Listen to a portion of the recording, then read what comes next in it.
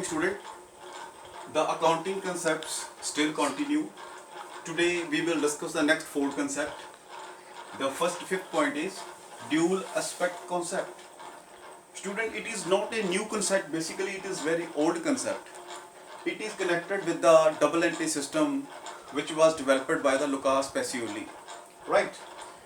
So according to the dual aspect concept, every debit is equal to every credit, right? And every debit amount is equal to every credit amount, right? So when we make the journal entry, we should note that debit amount must be equal to the credit amount. Next concept is realization concept.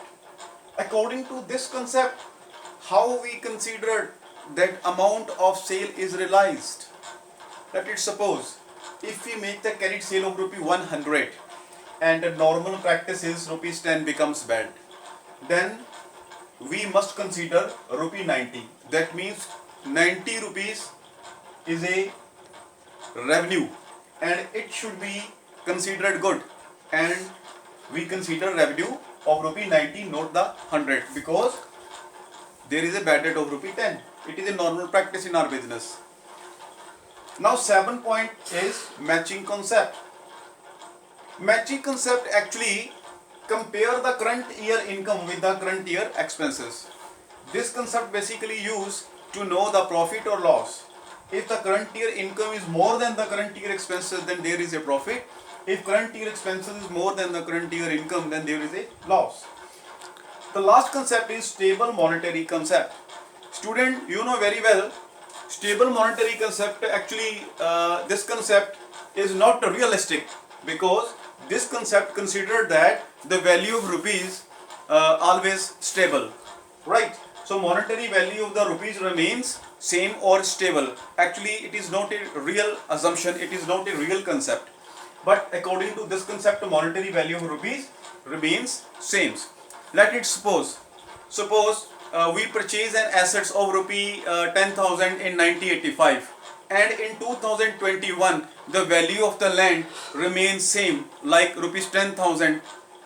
This is not a basically a good idea, because the value of the land regularly increases, but according to this concept the value of the assets remains same, because we follow the objectivity concept and we follow the documentation. According to documentation, the cost price of the assets is 10,000, so it remains same. But there are two methods. One is purchasing power method, and second is current cost accounting method, basically used in the financial statements, but they are actually in evolutionary stage. So we are very compelled to say that the value of the rupees always remain same according to this concepts. So if the assets purchase of rupee 10,000 in 1985, it remain same and it has same value in 2021 according to stable monetary concept, because this concept tells us monetary value of rupees remain same.